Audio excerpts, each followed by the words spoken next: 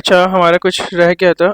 Basically कल जो class हुई थी उसके अंदर ना हमने डिस्कस करा था कि जो फायरवॉल से रिलेटेड जो चीज़ें थी ना, मतलब फायरवॉल कौन कौन सी फायरवॉल्स होती हैं, तो ये इसलिए हम डिस्कस कर रहे थे कि ताकि हम फेमिलियर हो जाएं कि कितनी टाइप्स की फायरवॉल होती हैं, कौन कौन सी फायरवॉल्स होती हैं। एनएससी सीरीज़ जो है हमारी वो क्या मतलब कितने लेवल्स हैं उसके अंदर, और हर सीरीज़ के अंदर हर जो सर्टिफिकेशन है नेटवर्क सिक्योरिटी एक्सपर्ट की, उसके अंदर जो है क्या क्या प्रोडक्ट्स पड़ते हैं। ठीक है, तो बेसिकली कल का सेशन जो है फेमिलियर होने के लिए जो है रखा गया था, ताकि हम जो है सारी चीज़ों को से फेमिलियर हो जाएं कि फोर्टीनेट के क्या क्या प्रोडक्ट्स हैं और कैसी फायरवॉल्स होती हैं, फायरवॉल के बारे में हम जान लें, ताकि हम जो है साइबर सिक्योरिटी और फायरवॉल के बीच में डिफरेंस समझ सकें, जो कि बहुत से लोगों को नेटवर्क सिक्योरिटी और साइबर सिक्योरिटी का फ़र्क नहीं पता होता। ठीक है, तो एक हमारे पास फायरवॉल की एक कैटेगरी रह गई थी। ठीक है, तो वो कैटेगरी बस छोटी सी 1-2 मिनट ही लगेंगे, तो इसको हम समझ लेते हैं, फिर उसके बाद हम जो है अपना कंटिन्यू करते हैं। ठीक है।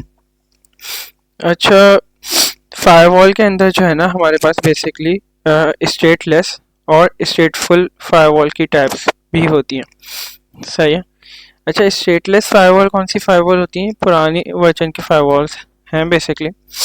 ठीक है, और ये फास्टर होती हैं, सिंपल डिज़ाइन होती हैं और लेस मेमोरी होती है इनकी। ठीक है, और ये हर पैकेट को जो है ना इंडिविजुअली क्या करती है, ऑब्जर्व करती है। सही है। और स्टेटफुल फायरवॉल क्या होती है?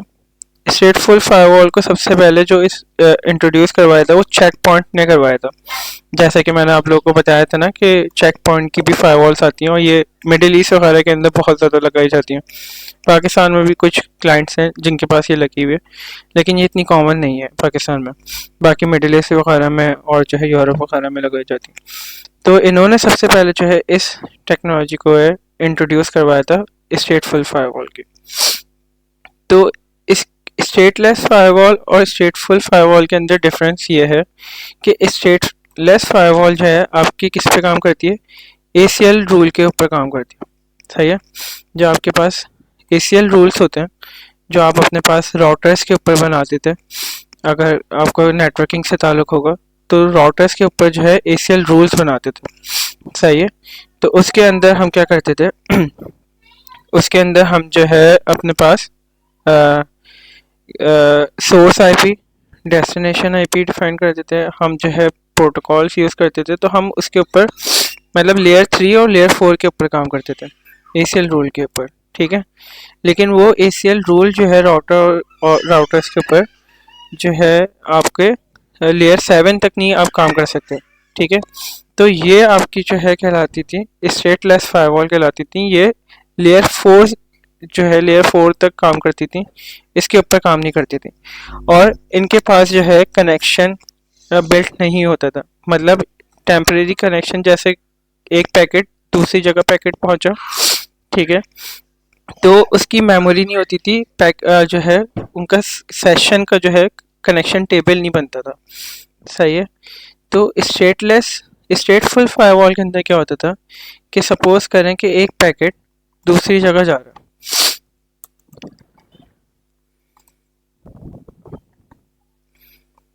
दिखा देता हूँ, एक डायग्राम बना के दिखा देता हूँ।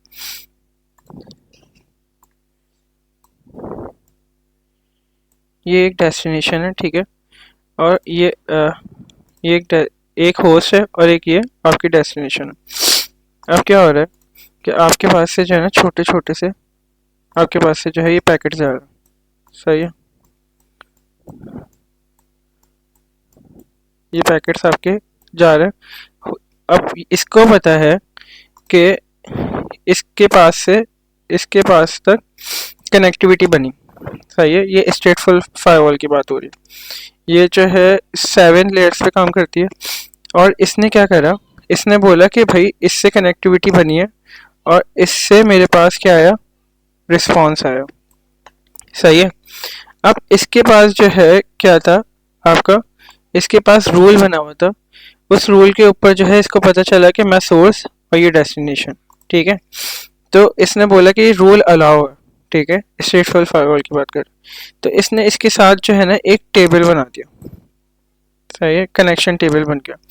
अब इसका क्या होगा, जब इसके पास से पैकेट जाएगा और जब पैकेट वहां से रिवर्ट बैक होगा तो इसको पता चल जाएगा कि यार इसके मेरे पास कनेक्शन बना हुआ है, ठीक है। अब इसको बार बार चेक करने की ज़रूरत नहीं पड़ेगी, ये बार बार पैकेट को, टर्म्स और कंडीशन को, इफ एल्स को चेक नहीं करेगा। ये जो है बोलेगा कि मेरा कनेक्शन बना हुआ है इससे, ठीक है, एक बार पैकेट अप्रूव हो गया। अब बार बार कम्युनिकेशन जो चल रही है, वो सेशन टेबल बना हुआ कम्युनिकेशन चल रही है, तो ये काम जो कर रही होती है, ये आपकी काम कर रही होती है स्टेट फुल फायरवॉल, सही है। तो सिंपल सा था कि ये आपके एक्टिव सेशन को क्या करती है, मेंटेन करती है।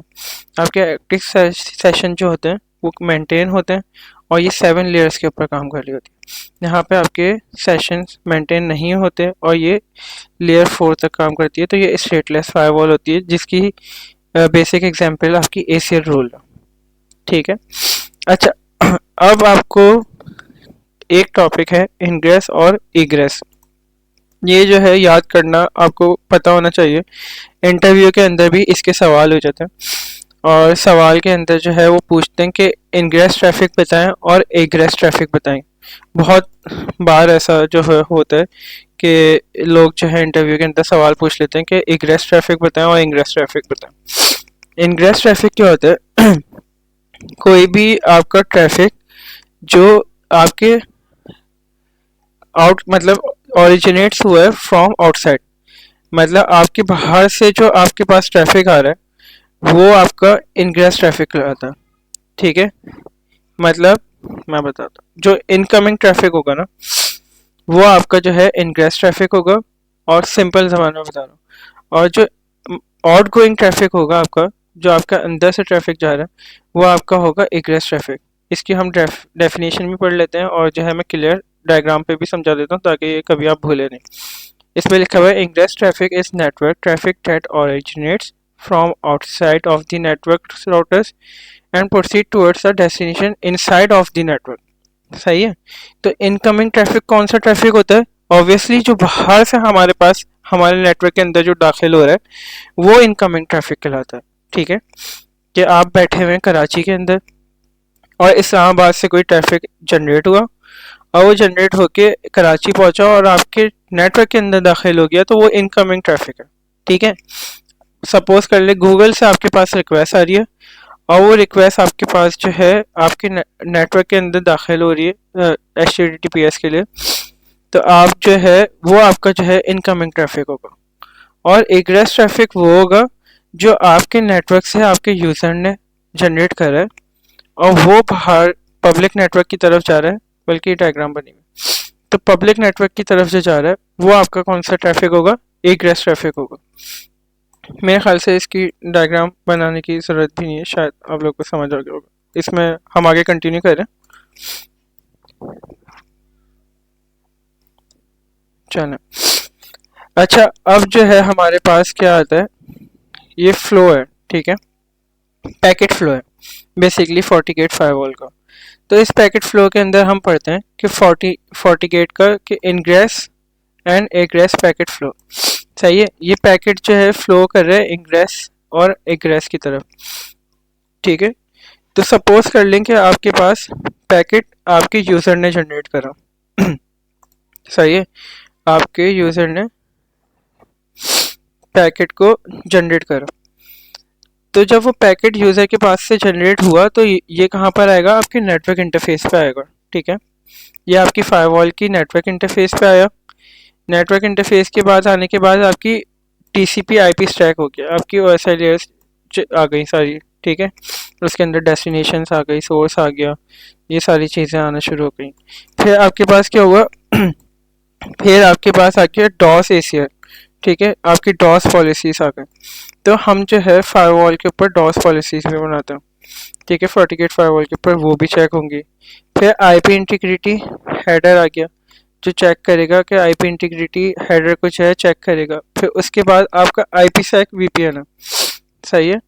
तो आपका IPsec VPN को डिक्रिप्ट करेगा और ये प्रोसेस कहाँ पे होता है, मैंने कल भी बताया था क्लास के अंदर, जो आपके सिक्योरिटी ऑपरेशंस होते हैं ना, वो आपके सिक्योरिटी ऑपरेशंस हमेशा CP8 और CP9 के थ्रू हो रहे होते हैं, जो आपकी FortiGate फायरवॉल होती है। सही है। तो उसके अंदर जो है आपके क्या हो रहे होते हैं, जो जितने भी सिक्योरिटी के जो प्रोसेस हो रहा होता है FortiGate फायरवॉल का, वो CP8 और CP9 जो कहलाता है कंटेंट प्रोसेसर। सही है। कंटेंट प्रोसेसर 8 पुराना था FortiGate फायरवॉल का, अब जो अपडेटेड कंटेंट प्रोसेसर आया है वो है 9। ठीक है। फिर इसने क्या करा, IPsec VPN डिक्रिप्शन करी। फिर यहाँ पर आपका पैकेट आ गया एडमिशन कंट्रोल के अंदर। जब एडमिशन कंट्रोल के अंदर आपका पैकेट आया तो वहाँ पे कुछ चीज़ें चेक होती हैं। वहाँ पे चेक होती है कि पैकेट ठीक है, कोई अमेंडमेंट तो नहीं हुई हुई, पैकेट अल्टर तो नहीं हुआ हुआ, कोई इशू तो नहीं है। अगर इशू होता है तो वो क्या होता है, क्वारंटाइन हो जाता है, वो आइसोलेट हो जाता है वो पैकेट। ठीक हो गया। फिर उसके बाद आपका आता है 40 हार्ट बीट। 40 हार्ट बीट आपकी जो है सिक्योरिटी फैब्रिक से रिलेटेड होती है, आपके एंड पॉइंट डिवाइसेस से। और यूज़र ऑथेंटिकेशन, अब यूज़र ऑथेंटिकेशन पे आ जाता है। यूज़र ऑथेंटिकेशन अगर है तो ठीक है कि नहीं है, ये सब आपकी चेक हो रही होती है। फिर उसके बाद आता है आपका कर्नल प्रोसेस के अंदर। ठीक है। आपका जो कर्नल प्रोसेस होता है उसके अंदर आपकी डेस्टिनेशन नेट जो होती है, जो बेसिकली नेटवर्क एड्रेस ट्रांसलेशन हो गई। ठीक है। आपकी राउटिंग हो गई है, आपकी स्टेटफुल इंस्पेक्शन वो पॉलिसीज़ हो गई हैं, आपका सेशन हेल्पर हो गया, आपका यूज़र ऑथेंटिकेशन हो गई है, आपकी डिवाइस आइडेंटिफिकेशन हो गई है, आपका SSL VPN हो गया, आपकी लोकल मैनेजमेंट ट्रैफिक हो गया। ये सब जो है कर्नल के अंदर जो है, कर्नल के अंदर जो है हो रहा होता है। ठीक है। फिर उसके बाद आपका पैकेट जो है वो सब जगह से आपका पैकेट पास हुआ, सब जगह से आपका पैकेट सही था।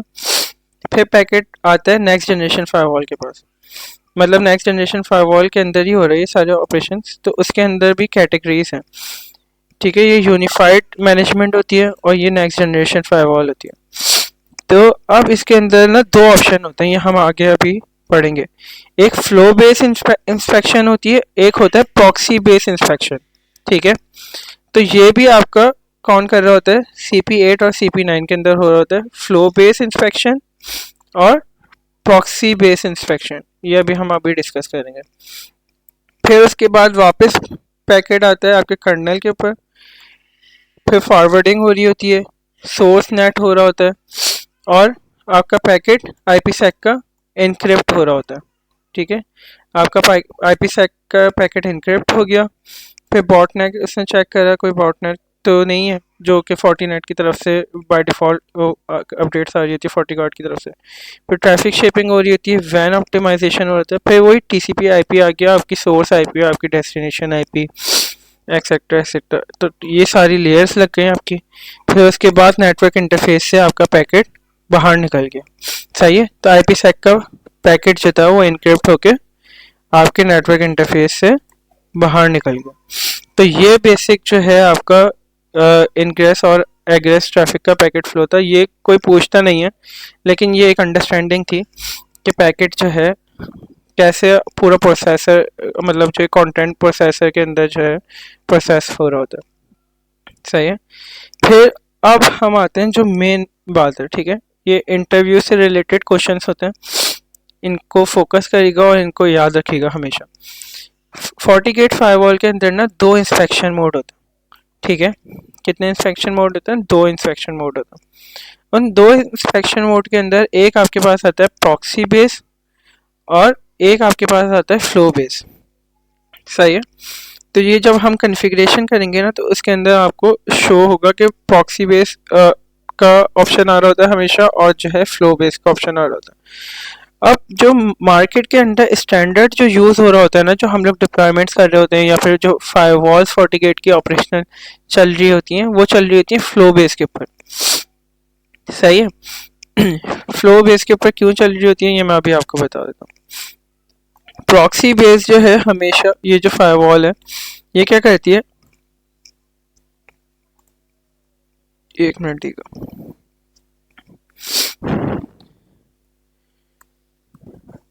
अब ये आपकी एक आपका सोर्स है। ठीक है। और ये आपकी डेस्टिनेशन, मतलब ठीक है, या फिर मतलब दोनों आपस में कम्युनिकेट कर रहे हैं। ठीक है। अब क्या हुआ कि इसने, बल्कि बीच में एक हम फायरवॉल भी बना देते हैं, एक मिनट आती है।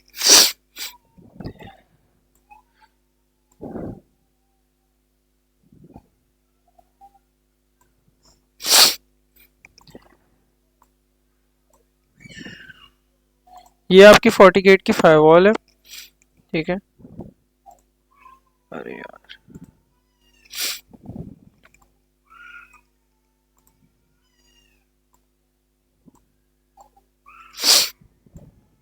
अब क्या हुआ कि ये एक यूजर था, ठीक है। इसने पैकेट को क्या करा, इसने पैकेट को सेंड करा टुवर्ड्स दी, हाँ हमारे इंटर लैन नेटवर्क की तरफ भेजा, ठीक है। अब लैन नेटवर्क के लिए जो है पैकेट को कहाँ से जाना था, ये एक्सटर्नल, ये यूजर जो है ना पब्लिक आईपी से आ रहा है, ठीक है। अब इसका ट्रैफिक कहाँ से गुजर रहा है, हमारी 40 गेट फायरवॉल से गुजर रहा है, सही है। अब क्या हुआ कि इसने क्या करा, 40 गेट ने क्या करा, 40 गेट ने प्रॉक्सी बेस की बात कर रहे हैं अभी हम लोग। तो जितने भी पैकेट्स आ रहे थे ना हमारे पास, पैकेट 1, पैकेट 2, पैकेट 3, तो जितनी भी मतलब फाइल थी, कोई भी फाइल थी, तो वो पैकेट जो आ रहे थे वो 40 गेट ने क्या करा, प्रॉक्सी बेस के अंदर कैप्चर कर लिया, सही है। बफरिंग कर रहा है अभी, जो पैकेट आ रहा है, पैकेट 1 आया और पैकेट 2 आ रहा है, पैकेट 3 आ रहा है, ठीक है। तो ये बफरिंग हुआ। जब पैकेट 3 पहुंच गया 40 गेट फायरवॉल के पास, उसने बफर कंप्लीट कर लिया। बफर कंप्लीट करा, फिर उसने क्या करा, पॉलिसीज़ को मैच करा कि ये यूज़र जो है हमारे क्या कहते हैं, हमारे मतलब लैंड यूज़र को एक्सेस कर सकता है, मतलब फाइल भेज सकता है, कम्युनिकेट कर सकता है। पॉलिसीज मैच हो रही हैं, एंटीवायरस की पॉलिसी मैच हो रही है, आईपीएस की पॉलिसी मैच हो रही है। तो इसने क्या करा कि पूरी जो ये फाइल थी ना, पूरी फाइल का वेट करा इसने, सही है।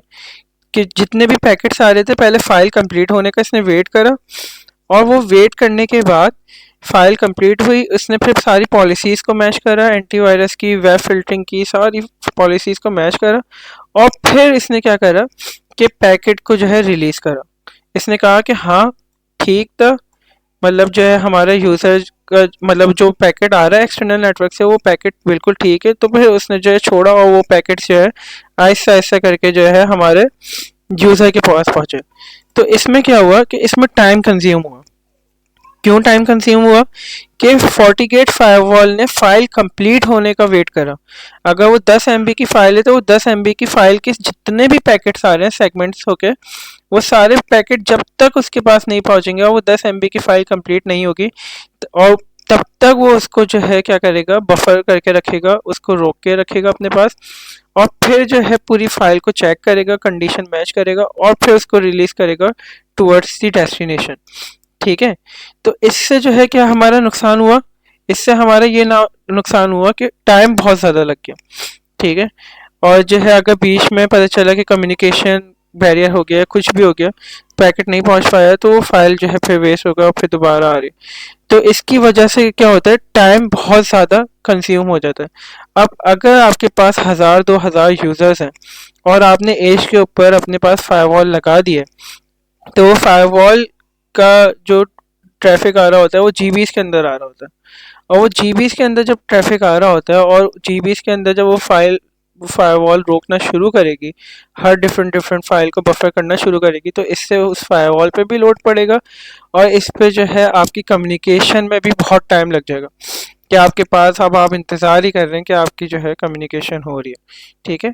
तो इसका जो हमने मतलब जो दूसरा हल था, वो दूसरा हल था फ्लो बेस, फ्लो बेस जो मोड था, इंस्पेक्शन मोड, वो जो है इसका हल था। वो कैसे था कि हमने बोला कि भाई हमारा ट्रैफिक जो है जीबीज़ के अंदर होता है कम्युनिकेशन पे, और ये फायरवॉल जो लगी हुई है हमारी, ये एज के ऊपर लगी हुई है, ठीक है। तो हमें कम्युनिकेशन में बिल्कुल भी डिले नहीं चाहिए, हमें सिक्योरिटी चाहिए, हाँ, लेकिन हमें कम्युनिकेशन के अंदर कोई बैरियर नहीं चाहिए, कोई डिले नहीं चाहिए, सही है, हमारी कम्युनिकेशन स्मूथ हो। तो फिर इसका हमने हल निकाला, हमने बोला कि भाई कि पैकेट आ रहे हैं, ठीक है, एक्सटर्नल नेटवर्क से कोई भी पैकेट आ रहा है, ठीक है, तुम उसको हर इंडिविजुअल पैकेट को कैप्चर कर लो, सही है। तुम जो है पूरी पूरी फाइल का इंतज़ार नहीं करो कि वो 100 MB की फ़ाइल आ रही है तो वो 100 MB की फ़ाइल कंप्लीट होगी, फिर उसके बाद जो है पॉलिसीज़ आपकी जो है मैच होंगी, फिर उसके बाद जो है आपका आईपीएस काम करेगा, फिर उसके बाद आपकी वेब फिल्टरिंग काम करेगी, फिर उसके बाद आपका एंटीवायरस काम करेगा, फिर एसएसएल काम करेगा आपका। तो ये नहीं करें आप, कंडीशन जो है ना हर पैकेट के ऊपर चेक करना शुरू कर दें। अगर ये 10 MB की फ़ाइल है या 15 MB की फ़ाइल है तो ये 5-5 MB के जो पैकेट आ रहे हैं, इन 5-5 पैकेट जैसे ही 5-5 MB का पैकेट जैसे ही इंडिविजुअल पैकेट आपके पास पहुँचे, आप इसको क्या करो, आप इसको फ़ौरन जो है इस पैकेट को जैसे ही आपके पास पहुँचा आप इसको चेक करो, और चेक करके आप इसको कहाँ भेज दो, आप इसको जो है हमारे पास भेज दो, अगर ये पैकेट सही है तो। ठीक है, उसने पहले पैकेट को चेक करा, पहला पैकेट बिल्कुल सही था, उसने पहले पैकेट को भेज दिया। ठीक है, अब इसने क्या करा, इसने जो है सेकंड पैकेट को चेक करा, सेकंड पैकेट फायरवॉल के पास आया, इसने सेकंड पैकेट को चेक करा, बिल्कुल सिक्योरिटी जो है आपकी मीट्स कर रही थी, सारी सिक्योरिटी पॉलिसीज को मीट कर रहा था, आपकी आपकी पॉलिसीज़ को, सारी पॉलिसीज़ को मैच कर रहा था। इसने क्या करा, इसने उस पैकेट को भी आपकी तरफ फॉरवर्ड कर दिया, अपनी डेस्टिनेशन की तरफ भेज दिया। तीसरा पैकेट जैसे ही इसके पास आया, सही है, तीसरा पैकेट जैसे ही इसके पास आया, इसने क्या करा, इसने चेक करा। अब जो है इसके अंदर मैं दूसरी कंडीशन रख देता हूँ कि अगर ये पैकेट ठीक है तो ये पैकेट को फॉरवर्ड कर देगा और आपके पास कंप्लीट फाइल पहुंच जाएगी। ठीक है, लेकिन ये पैकेट जो थर्ड पैकेट था ना आपका, आपके पास 15 MB की फ़ाइल थी, 10 MB की फ़ाइल के पैकेट्स आपके पास जा रहे थे टुवर्ड्स डेस्टिनेशन, लेकिन जो आखिरी के 5 MB का जो पैकेट था, जो सेगमेंट्स बचे थे, उसके अंदर क्या हुआ, इसके अंदर आ गया मैलिशियस।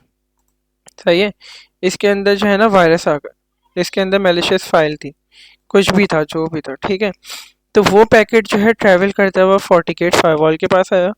फोर्टिकेट फायरवॉल ने जैसे ही चेक करा कि भाई इसका जो लास्ट पैकेट है उसके अंदर जो है मैलिशियस फाइल है, तो इसने क्या करा, कनेक्शन रीस्टार्ट कर दिया। सही है, कनेक्शन रीस्टार्ट करा तो ये पैकेट जो है आगे पहुंच नहीं पाया और ये कम्युनिकेशन आपकी पूरी ख़त्म हो गई। सही है, तो आपके पास जो है मैलिशियस पैकेट वहाँ पे नहीं पहुँच पाया और एक सेशन उसने रीस्टार्ट कर दिया इसका, तो ये जो पैकेट था, ये पैकेट आपके पास नहीं पहुँच पाया, इसने क्वारंटाइन कर दिया, तो आप जो है सिक्योरिटी के लिहाज से आप बच गए। ठीक है, और अगर ये पैकेट सही होता तो ये पैकेट ये बोलता, अगर ये पैकेट सही होता तो ये पैकेट सीधा आपकी फोर्टिकेट फायरवॉल पे पहुँचता, उस आपकी जो है कम्युनिकेशन पॉलिसी से मैच करता, तो ये पैकेट को ये आगे फॉरवर्ड कर देता और ये आपके पास फ़ौरन पहुँच जाता। ठीक है, तो इसलिए जो है हम लोग फ्लो बेस जो इंस्पेक्शन मोड होता है उसको करते हैं, उसको जो है प्रेफर करते हैं, क्योंकि उसकी वजह से जो है हमारे पास डिले नहीं आता। सही है, तो ये सारी चीज़ें थी, बाकी आप जो है इसको डिटेल में पढ़ सकते हैं अगर पढ़ना चाहें तो। Proxy base inspection involve buffering traffic and examining it as a whole before determining an action. ठीक है, पूरी जो है ट्रैफिक को जो है पैकेट को आपकी बफर करेगा, लोड करेगा, फिर उसको जो है एक्शन लेगा, फिर उसके बाद आपके ट्रैफिक को जो है फॉरवर्ड करेगा। ठीक है, और जो आपकी जो फ्लो बेस इंस्पेक्शन मेथड होता है वो क्या करता है, फाइल को it passes through the FortiGate unit without any buffering. ठीक है, कोई बफर करे हुए पैकेट को भेजता है। As each packet of the traffic arrive it is processed and forwarded without waiting for the complete file of a page file और web page. ठीक है, कोई भी फाइल या फिर कोई वेब पेज, तो ये बिल्कुल भी वेट नहीं करता, हर पैकेट को इंडिविजुअली चेक करता है और जो है वो जो है आपकी पॉलिसी से मैच करता है, तो फिर उस पैकेट को आपको भेज देता है। तो ये फ्लो बेस जो है इंस्पेक्शन मोड जो है फ्लो बेस ऐसे काम करता है और प्रॉक्सी बेस आपका ऐसे काम करता है। ठीक है, अच्छा, इसका कुछ कंपैरिजन था। फ्लो बेस जो है आपका फास्टर रिस्पॉन्स करता है बट लेस सिक्योर, थोड़ा जो है ना लेस सिक्योर होता है ये। ठीक है, प्रॉक्सी बेस जो है आपका स्लोअर होता है। ऑब्वियसली आप इतना डिले बर्दाश्त नहीं कर सकते हैं अपने नेटवर्क में, तो किसी भी ऑर्गेनाइजेशन के अंदर प्रॉक्सी बेस नहीं हो रहा होता है, तो ये लेकिन ज़्यादा सिक्योर होता है क्योंकि ये पूरी फाइल का वेट करता है। ठीक है, इसमें क्या लिखा हुआ है, फ्लो बेस के अंदर checks each packet and sends it on. ठीक है, हर एक पैकेट को जो है चेक करता है। इसमें क्या है, waiting for the entire file to be receive and scan it before sending to the recipient. पूरी फाइल का वेट करेगा पहले तो कि वो पूरी फाइल रिसीव हो जाए, और फिर उसके बाद जो है स्कैन करेगा और रेसिपेंट को सेंड कर देगा।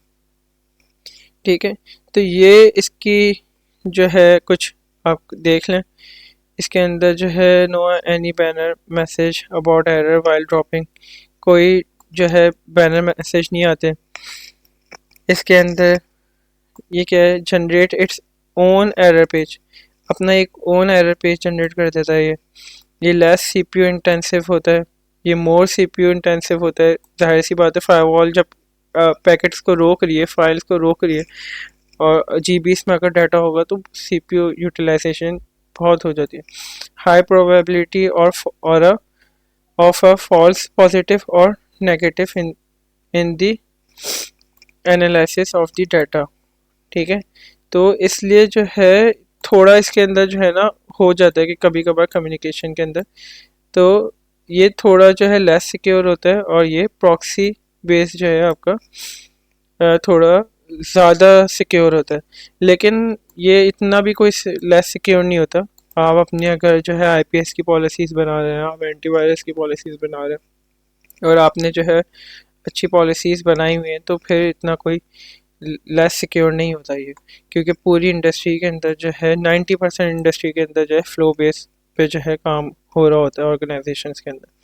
ठीक है, क्योंकि फिर वो उसके बाद जो है वो अपना साइबर सिक्योरिटी का फैब्रिक भी यूज़ कर रहे होते हैं। उसमें आपकी ईमेल सिक्योरिटी आ गई है, फिर उसमें आपके पास नैक लगा हुआ है, एनडीआर लगा हुआ है, ईडीआर लगा हुआ है, एक्सडीआर लगा हुआ है। ठीक है, तो एंड पॉइंट डिटेक्शन टूल्स हो गए आपके पास, तो डिफरेंट डिफरेंट टूल्स यूज़ कर रहे होते हैं, तो उनको कोई इतना फ़र्क नहीं पड़ता। ठीक है, तो ये सारी जो है इसके अंदर चीज़ें। अच्छा, अब हम आते हैं कॉन्फ़िगरेशन के अंदर। ठीक है, कॉन्फ़िगरेशन से पहले हम जो है FortiGate फायरवॉल को एक्सेस कर लेते हैं। अच्छा, फायरवॉल का मैं थोड़ा सा आपको व्यू करवा दूं। FortiGate फायरवॉल हमेशा जब खुलती है, तो जब स्टार्ट में खुलती है तो वो उसका कोई पासवर्ड नहीं होता, वो एडमिन से एंटर हो जाता है। ठीक है, तो अभी मैं ज़रा दिखा देता हूँ आपको, और फिर उसके बाद हम करें।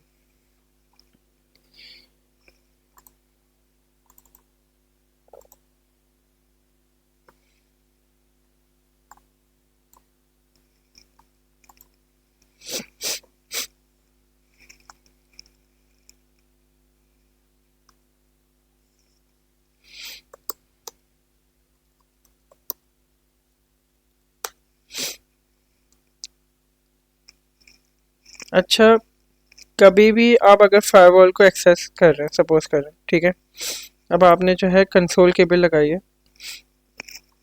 मैं आपको दिखाता हूँ।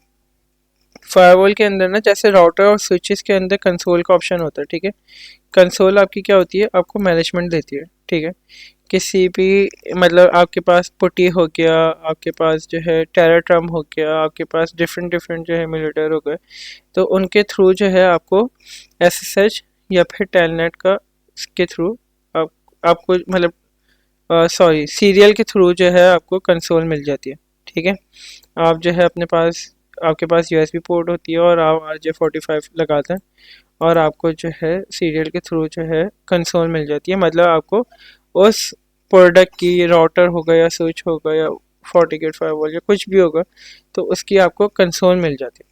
ठीक है, तो मैनेजमेंट मिल जाती है कंसोल केबल के थ्रू। तो ये कंसोल पोर्ट ऐसी होती है, उसके थ्रू आपको जो है मैनेजमेंट मिलती है। अब मैनेजमेंट मिलने के बाद आप दो चीज़ें कर सकते हो। ठीक है, एक चीज़ आप ये कर सकते हैं कि आप अपनी पोर्ट को खुद ही कॉन्फ़िगर कर दें।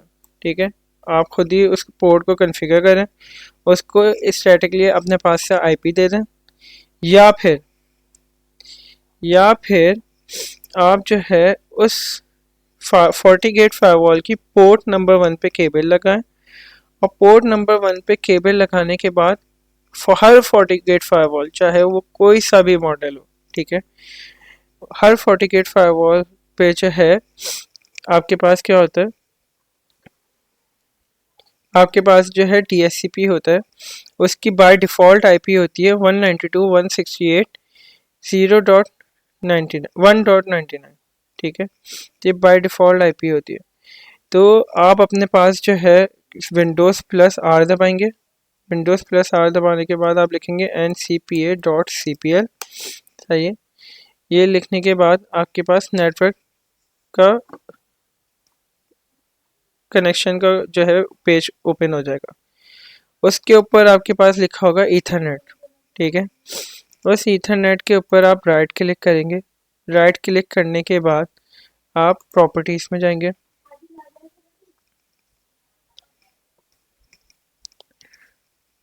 प्रॉपर्टीज़ में जाने के बाद आप जाएंगे IPv4 इंटरनेट प्रोटोकॉल वर्जन 4, ठीक है। आप IPv4 के अंदर जाएंगे और यहाँ पे आप आईपी देंगे 192.168.1.10 कुछ भी दे सकते हैं, /24 का सबनेट होता है, ठीक है। जैसे ये /24 का सबनेट है 255.255.255.0, ये /24 का सबनेट होता है, और आप उसका गेटवे लिख देंगे 1.99, सही है। तो जब आप ये लिखेंगे ना, तो इससे क्या होता है, इसकी कोई ज़रूरत नहीं है, इससे क्या होगा, आप पोर्ट नंबर 1 से अपने पास केबल लगाएंगे, अपने लैपटॉप के अंदर ईथरनेट केबल लगाएंगे। तो ईथरनेट केबल लगाने के बाद आप सीधा जाएंगे वेब के ऊपर, वहाँ लिखेंगे https://192.168.1.99। तो जब आप ये लिख के एंटर करेंगे तो आपके पास सिंपल क्या होगा, आपके पास GUI के ऊपर FortiGate फायरवॉल खुल जाएगी, सही है। तो कैसे खुलेगी मैं अभी आपको दिखा देता हूँ।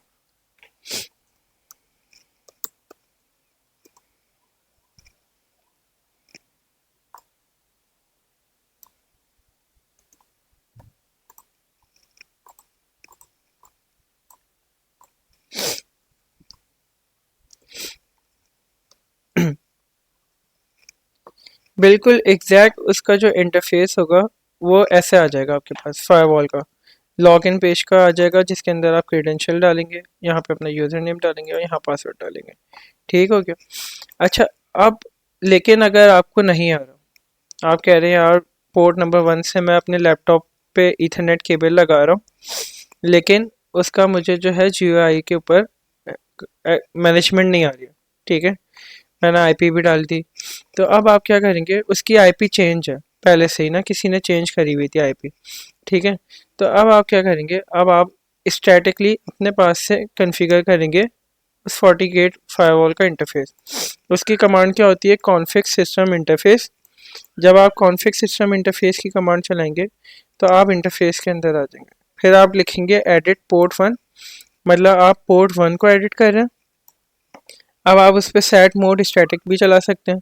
फिर आप उसके बाद आईपी देने की कमांड फायरवॉल के अंदर, FortiGate फायरवॉल के अंदर ऐसे होती है सेट आईपी, ठीक है। अब आप कोई भी अपनी आईपी दे सकते हैं और कोई भी अपना सबनेट दे सकते हैं, ठीक है, एनी आईपी एनी सबनेट, ठीक हो गया। तो ये कहने का मकसद इसलिए था कि लोग जो है रट्टा ना लगाएं, पता चला यही आईपी याद करके बैठ गए, ठीक है। तो कोई भी आईपी और कोई भी सबनेट।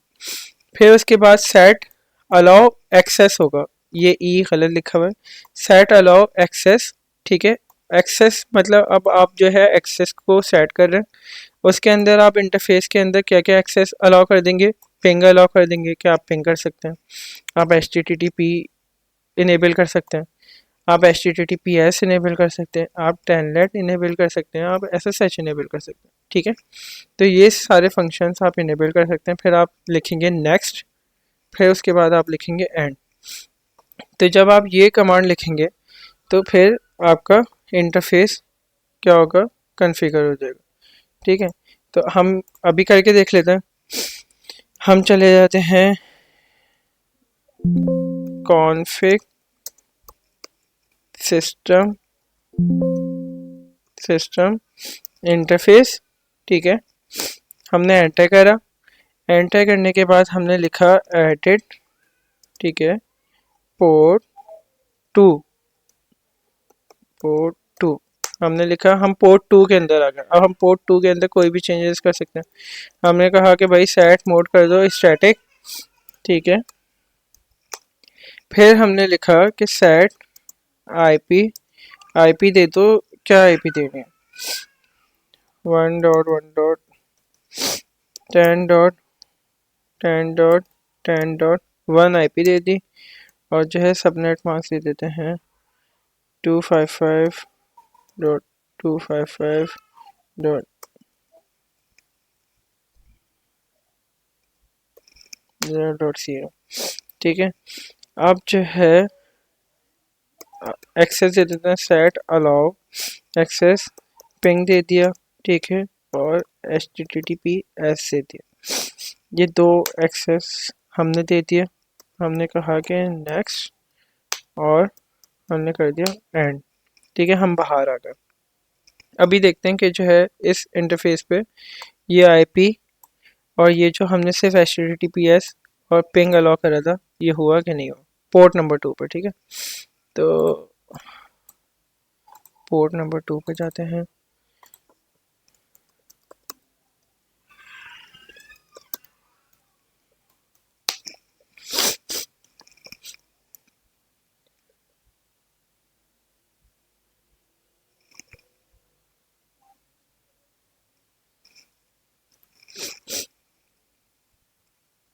हम आ गए नेटवर्क इंटरफेसेस, नेटवर्क के ऊपर है। नेटवर्क के ऊपर आने के बाद इंटरफेसेस पे गए।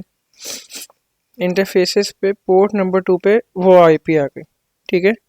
यही आईपी दी थी हमने, ये पोर्ट नंबर 2 है, और इस पे यही आईपी दी थी 10.10.10.1/24 का सबनेट, पिंग और HTTPS, ठीक है। तो ये दो चीज़ें हमने अलाउ करी थी, और ये दो ही चीज़ें हमारे इंटरफेस के ऊपर अलाउ है, ठीक है। और हमने स्टैटिक बताया था तो मैनुअल आ गया, सही है। तो ऐसे हम जो है अपने इंटरफेस को कॉन्फ़िगर कर सकते हैं, और फिर हम जो है क्या करेंगे, इस पोर्ट नंबर 2 से केबल निकाल के अपने लैपटॉप पे लगा देंगे, और लैपटॉप पे लगाने के बाद क्या करेंगे कि अपने नेटवर्क इंटरफेस पे जाके अपने लैपटॉप के IPv4 को कॉन्फ़िगर करेंगे, ठीक है। और यहाँ पे हम जाके कोई भी आईपी दे देंगे। हमने वहाँ पे क्या दी थी, जैसे सपोज कर ले 10.10.10.2 दे देंगे, और यहाँ पे हम बता देंगे कि हमारा गेटवे 10.10.10.10.1 है, ठीक है। तो जैसे ही हम ईथरनेट केबल निकाल के लगाएंगे अपने लैपटॉप में और पिंग करेंगे, तो हमारा पिंग भी ओपन हो जाएगा, और हम HTTPS लेके एक्सेस कर सकेंगे, जैसे हमने अभी GUI पे करा हुआ है। बस आईपी वहाँ पे जो है 10.10.10.1 लिख देंगे, ठीक है। तो ये आपका अभी जो हमने सीखा है कि आप किसी भी फायरवॉल की जो है मैनेजमेंट कैसे लेंगे और इजीली एक्सेस कैसे करेंगे। अगर उसकी आईपी चेंज हो गई है तो आप ऐसे कॉन्फ़िगर कर सकते हैं, वरना आप बाय डिफ़ॉल्ट आईपीज़ जो होती है 192.168.1.99 के थ्रू जो है एक्सेस कर सकते हैं, सही। अच्छा, ये एक टूर है, ये मैं एक टूर करा देता हूँ आपको। इसके अंदर भी शो हो रहा है, मैं वैसे आपको शो करा देता हूँ कि ये डैशबोर्ड होता है। डैशबोर्ड के अंदर क्या होता है कि स्टेटस के अंदर आपके पास वैसे सारे स्टेटस सारे होते हैं, इसके अंदर आपके पास ये सिस्टम इंफॉर्मेशन है, सही है। तो ये सिस्टम इंफॉर्मेशन जो है ना सबसे ज़्यादा ज़रूरी होती है। यहाँ पे आपके पास लिखा हुआ आता है होस्ट नेम, जो फायरवॉल का होस्ट नेम होगा। यहाँ पे फायरवॉल का लिखा हुआ आता है सीरियल नंबर। ये सीरियल नंबर बहुत इंपॉर्टेंट होता है, ठीक है। कभी आपको टैग केस खुलवाना हो या फिर आपको पता करना हो कि कौन सी वाली फायरवॉल कौन सी ब्रांच पे लगी थी, वो सीरियल नंबर से ट्रैक हो रही होती है प्रोडक्ट हमेशा। तो ये सीरियल नंबर बहुत इंपॉर्टेंट होता है। ये सीरियल नंबर हो गया। आपका फर्मवेयर कौन सा है, ठीक है, जो फर्मवेयर हुआ हुआ है वो कौन सा है, ये इस फायरवॉल का फर्मवेयर है 7.2.12, ठीक है। ये मेच्योर फर्मवेयर है। इसका मोड कौन सा है, नेट मोड है। ये मैं अभी आपको आगे जाके पढ़ाऊँगा। सिस्टम टाइम क्या हो रहा है? टाइम हो रहा है आज 7 तारीख है 12वां महीना 2025। टाइम हो रहा है 9 मतलब 9:42। खैर गलत हो रहा है, हमारे पास 10:42 हो रहा है। तो अप टाइम कितना हो गया? 1 घंटा तकरीबन अप टाइम हो गया है। इसकी आईपी जो है वो सब लाइसेंस यहाँ पे आ रहे होते हैं। यहाँ पे जो है ना 40 क्लाउड से जो है इनेबल होता है, 40 क्लाउड से जो है ना रजिस्टर्ड होता है। तो यहाँ पे एक ऑप्शन आ रहा होता है, एक्टिवेट क्लाउड आ रहा होता है, ठीक है। तो वो ये होता है बेसिकली कि जब आप प्रोडक्ट खरीदते हैं ना तो प्रोडक्ट फोर्टिकेट आपको बेचता है, तो उसके साथ आप लाइसेंस भी खरीदते हैं, तो वो रजिस्टर्ड होता है। तो वो रजिस्टर्ड ऐसे होता है कि आप फोर्टिकेट फायरवॉल फोर्टिनेट की वेबसाइट पे जाते हैं और वहाँ पे जाके अपने प्रोडक्ट का सीरियल नंबर डालता है रजिस्ट्रेशन के लिए। तो जब वो डालते हैं आप, तो यहाँ पे आके उस ईमेल से आप अपने फोर्टिनेट को एक्सेस करते हैं ना, फोर्टिनेट के पोर्टल को। तो वो ईमेल आप यहाँ पे डालते हैं और डाल के आप आपकी फोर्टिनेट फायरवॉल की जो है क्या कहते हैं इंटरनेट से कनेक्टिविटी बनी हुई होती है। आप जब यहाँ पे एक्टिवेट करते हैं ना, तो आपकी फायरवॉल की वहाँ पे फोर्टिनेट से फोर्टिगार्ड से जो है कम्युनिकेशन हो जाती है। तो उसकी बिहाफ पे आपके पास जो है ना लाइसेंसेस भी ऐड हो जाता है और आपका जो है फोर्टिगार्ड इनेबल हो जाता है। सही है। तो ये आपका डैशबोर्ड है। अच्छा, डैशबोर्ड के बाद अभी तो हमने जो है क्या करा, सिंपल जो है फायरवॉल को लॉगिन करा, ठीक है। मतलब आपके पास फॉरेन फायरवॉल खुल गई है, हमने आईपी लिखा, HTTPS करा, आपके पास फायरवॉल आ गई और हम जो है एडमिन @ अब हमने जो है पासवर्ड डाला, पासवर्ड डाल के हमने एंटर करा और हम सीधा फायरवॉल के अंदर एंटर हो गए। लेकिन जो बैंक्स की फायरवॉल होती हैं या फिर किसी एनवायरनमेंट की फायरवॉल होती है ना, उनके ऊपर ना प्री बैनर और पोस्ट बैनर लगा हुआ होता है। अगर आप किसी ऑर्गेनाइजेशन में काम करेंगे तो जैसे ही आप आईपी डालेंगे और अपने जो है फायरवॉल को एक्सेस करेंगे तो एक प्री बैनर आ जाता है, उस पर लिखा हुआ रहता है कि वार्निंग, और जो है अगर आप ऑथराइज यूज़र नहीं है तो इसको एक्सेस ना करें और एक्सेट्रा एक्सेट्रा, ठीक है। और फिर जब आप कोई हैकर मतलब कोई जो है पासवर्ड डाल के जो है लॉगिन करता है, तो फिर उसके बाद पोस्ट बैनर आ जाता है। तो उसमें भी लिखा हुआ आ जाता है कि अगर आप जो है मतलब यूज़र नहीं है तो आप इसको एक्सेस ना करें। तो वो जो आपके कहलाते हैं ना, वो आपके प्री बैनर और पोस्ट बैनर कहलाते हैं। तो उसकी सिंपल कॉन्फ़िगरेशन ये है कि आप अगर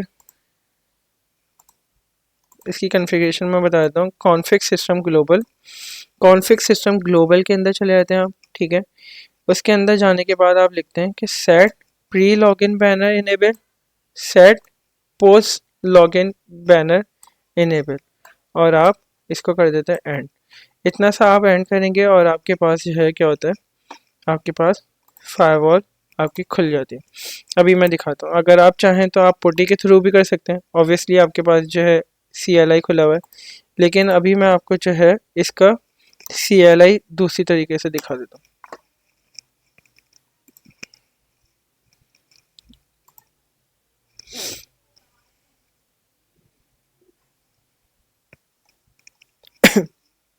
ठीक है। अब आपके पास क्या होगा कि GUI के ऊपर जो है आपके पास फोर्टिगेट फायरवॉल खुल गई है और आपको उसका CLI लेना। तो दो तरीके हैं, एक तो आप CLI उसका ऐसे भी ले सकते हैं, ठीक है, पुट्टी के थ्रू या टायर टाइम या जो भी आप यूज़ कर रहे हैं। और दूसरा CLI मोड जो है आपका CLI कंसोल यहाँ से आता है, ठीक है। आपने इसको क्लिक करा, ठीक है, आप गए कॉन्फ़िग सिस्टम, ठीक है, ग्लोबल, ग्लोबल मोड के अंदर आ गया। आपने लिखा सेट प्री लॉगिन बैनर, आपने क्या करा भाई, इसको इनेबल कर दो और आपने बोला कि set post login banner enable, ये आपने इनेबल करा, आपने नेक्स्ट कर दिया, नेक्स्ट कर दिया। अच्छा, डायरेक्ट एंड होगा इसके अंदर और आपने डायरेक्ट एंड कर दिया, ठीक है। तो अब इससे क्या चेंजेस आती हैं ये भी हम लोग देख लेते हैं। इसको हम करते हैं कट, हम इस फायरवॉल को करते हैं लॉग आउट। अब जैसे ही लॉगिन पेज के ऊपर आया तो देख लें क्या हो गया, वार्निंग आ गई, this is a private computer system unauthorize access और यूज़, ठीक है, इस प्रोहिबिटेड, और जो है सब कुछ जो है सारी चीज़ें जो है लिखी हुई आ गई। ये आपका क्या हो गया, लॉग इन डिस्क्लेमर आ गया, ठीक है, लॉग इन बैनर आ गया। अब आपने कहा कि एक्सेप्ट करा, एक्सेप्ट करके आप आए सीधा एडमिन में, आपने जो है अपना पासवर्ड डाला। पासवर्ड डालने के बाद आप क्या देखते हैं, आपने लॉगिन करा, लॉगिन जैसे ही करा तो ये पोस्ट वार्निंग आ गई, ठीक है। इसके अंदर भी लिखा हुआ है कि आप अगर अनऑथराइज यूज़र हैं तो आप इसको छोड़ दें, ठीक है। May be provided to the law enforcement officials और जो है एक्सेट्रा एक्सेट्रा। तो ये अगर आप अनऑथराइज पर्सन हैं तो आप इससे दूर हो जाए। तो ये होता है पोस्ट बैनर और प्री बैनर, ठीक है। प्री बैनर जो है आपकी लॉगिन से पहले आता था, लॉगिन पेज के ऊपर डायरेक्ट आ जाता था, और जैसे ही आप लॉगिन करते थे तो फिर उसके बाद आपका पोस्ट बैनर आता था, ठीक है। तो ऐसे जो है हम अपने बैनर्स को, अपनी FortiGate फायरवॉल को क्या करते हैं, बैनर इनेबल करते हैं। तो किसी का कोई सवाल है इसके हवाले से तो मुझे बताएं।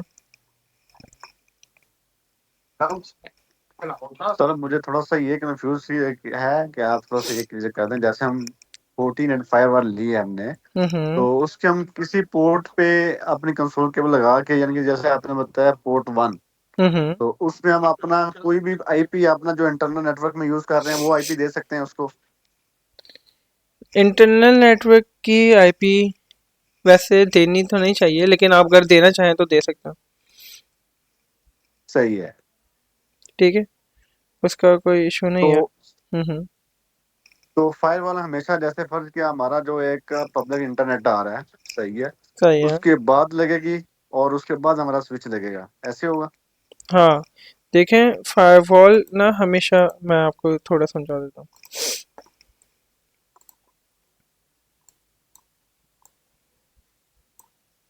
फायरवॉल जो ज़्यादातर यूज़ होती है ना वो ऐसे यूज़ होती है कि आपका ये क्या है, आपका ये लैन लैन नेटवर्क है, ठीक है, सपोज कर लें।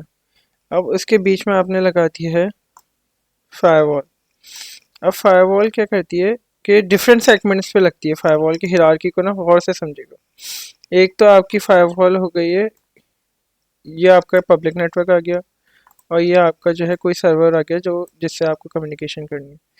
तो ये आपका लैन नेटवर्क क्या करेगा, आपकी फायरवॉल पे जाएगा जो आपकी एज फायरवॉल कहलाएगी, ठीक है, या फिर पैरामीटर फायरवॉल या तो एज फायरवॉल।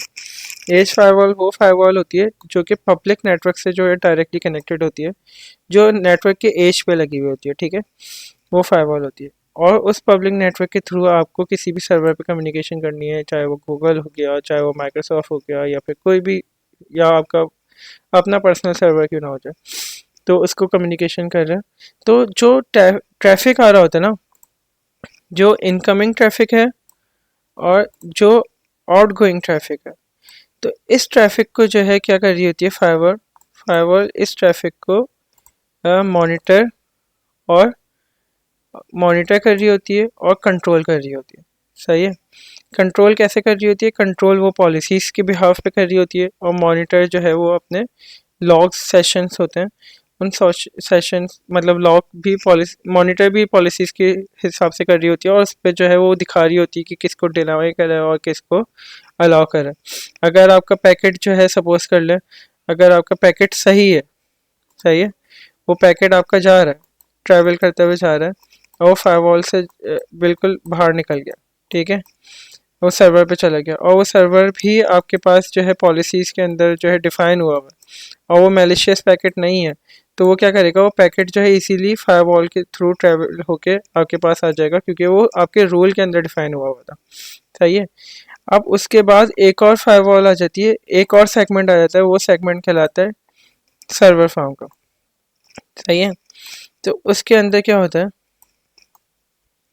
उसके अंदर आपके पास मल्टीपल सर्वर्स होते हैं, सही, आपके पास मल्टीपल क्या होगा, सर्वर्स होगा।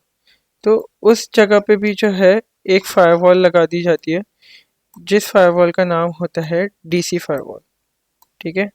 वो फायरवॉल आपकी कहलाती है डेटाबेस फायरवॉल। तो वो क्या करती है, आपके जितने भी सर्वर्स होगा उन सर्वर से कम्युनिकेशन करती हुई आती है, और वो कम्युनिकेशन आपकी एज के थ्रू हो रही होती है, ठीक है, एज से आके आपका ट्रैफिक बाहर निकल जाता है। तो इस तरीके से जो है आपकी कम्युनिकेशन हो रही होती है। आपके पास मल्टीपल फायरवॉल्स लग सकती हैं। आपके पास, आपने कहा कि ये एज फायरवॉल है, अब मुझे लैन के लिए अलग, लैन सेगमेंट के लिए अलग से फायरवॉल चाहिए, तो आप लैन फायरवॉल भी यूज़ कर सकते हैं, जिनका नाम होता है लैन फायरवॉल। सही है, एक फायरवॉल आपके पास लैन की एज की हो गई। अब आपने कहा कि भाई एज पे जो है लगा दो पालो अल्टो। सही है, एज पे आपने लगा दी पालो अल्टो। आपने कहा कि भाई लैन पे लगा दो, लैन एज अ लैन फायरवॉल लगा दो क्या, फोर्टिगेट फायरवॉल। आपने फोर्टिगेट फायरवॉल लगा दी। और आपने कहा कि डीसी फार्म की सिक्योरिटी के लिए लगा दो एफटीडी लगा दो। सही है, फायर पावर थ्रेड डिफेंस की फायरवॉल लगा दो, जो कि सिस्को की फायरवॉल होती है। तो ताकि इसलिए जो मतलब जो क्या कहते हैं इंटीग्रेटर होते हैं, वो डिफरेंट डिफरेंट फायरवॉल इसलिए सेलेक्ट करते हैं हर सेगमेंट के लिए कि अगर वनरेबल हो गया। सही है, आप लोग अगर कभी देखें 40 गेट की अभी अपडेट आई थी, ठीक है, फर्मवेयर जो है वनरेबल हो गया था, उन्होंने अपडेट निकाली थी कि जिसके पास 7 पॉइंट समथिंग, मुझे याद नहीं आ रहा कौन सा वर्जन है, तो उसको फ़ौरन अपडेट कर लें क्योंकि वो वर्जन वनरेबल हो गया। ठीक है, अब अगर आपके पास तीनों सेगमेंट के ऊपर जो है फोर्टिगेट फायरवॉल लगी हुई होगी, तो क्या हो गया, वो तो वनरेबल हो गया। ठीक है, अब अटैक होगा तो वो तीनों फायरवॉल पे इम्पैक्ट आएगा। सही है, इस पे भी आएगा, इस पे भी आएगा, लैन फायरवॉल पे भी आएगा और डीसी फायरवॉल पे भी आएगा। लेकिन अगर आपकी एज फायरवॉल वनरेबल हो गई है और हैकर्स ने आपकी इसको एक्सप्लिसिट कर दिया, आपकी एज फायरवॉल को एक्सप्लिसिट कर दिया, वो फोर्टिगेट की थी, और पीछे आपके पास पालो अल्टो लगी हुई है लैन फायरवॉल पे, और डीसी सेगमेंट के आपके पास जो है एफटीटी लगी हुई है, तो वो क्या होगा, वो सिर्फ एज फायरवॉल तक ही वनरेबल करके यहाँ आके अटक जाएगा। सही है, समझ रहे हैं, तो वो लैन फायरवॉल पे आके फंस गया, उससे आगे नहीं जा पा रहा। वो आया यहाँ पे डीसी फार्म के अंदर घुसने की कोशिश करी, तो डीसी फार्म के अंदर भी जो है फायरवॉल लगी हुई है। तो कुछ बहुत सी ऑर्गेनाइजेशन जो होती हैं हमारे इन्वायरमेंट के अंदर, तो वो डिफरेंट डिफरेंट फायरवॉल्स को जो है यूज़ कर रही होती हैं, या अपने अपने सिनेरियो के हिसाब से। तो ये वजह होती है, और वो बड़ा मतलब माइंड के हिसाब से जो है यूज़ कर रही होती हैं। उनको पता होता है कि कौन से सेगमेंट के ऊपर जो है कौन सी फायरवॉल लगानी। तो यही काम होता है सिस्टम इंटीग्रेटर का, और उनको इस काम के बेतहाशा पैसे दिए जाते हैं ताकि जो है वो डिज़ाइन करें नेटवर्क टोपोलॉजीज, और जो है उसकी बिहाफ पे जो है लोग जो है अपना नेटवर्क डिज़ाइन करवाते हैं। तो और किसी का कोई सवाल है तो ज़रूर पूछ सकते हैं।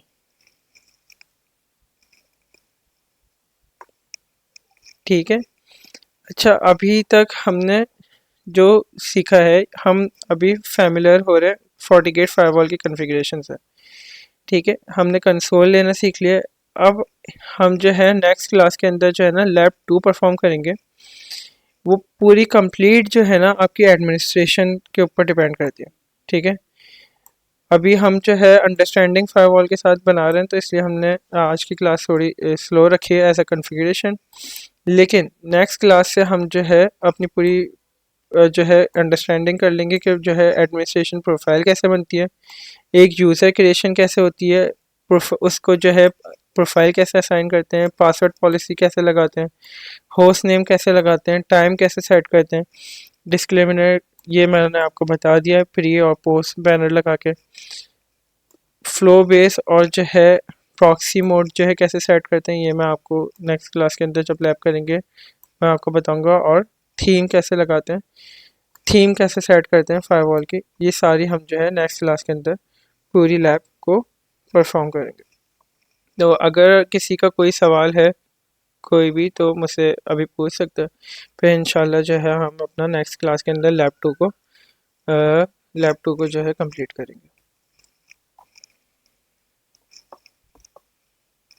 सही है, अभी किसी का मेरे ख्याल से कोई सवाल नहीं है, तो इंशाल्लाह जो है हम अपनी नेक्स्ट क्लास के अंदर जो है अपनी लैब टू को कंप्लीट करेंगे। फिर हम आहिस्ता आहिस्ता जो है जब हमारी अंडरस्टैंडिंग अच्छी होती जाएंगी, तो फिर हम जो है अपनी स्टेप बाय स्टेप जो है हम पूरे कॉन्फ़िगरेशन के ऊपर आ जाएंगे। फिर उसके बाद पॉलिसीज़ बनाना शुरू कर देंगे, इंटरफेसेस को कॉन्फ़िगर करना शुरू कर देंगे, स्टैटिक राउट्स वगैरह हो गए, ट्रैफिक राउटिंग वगैरह हो गई, तो ये सारी चीज़ें फिर हम जो है वक्त के साथ साथ कंप्लीट करेंगे।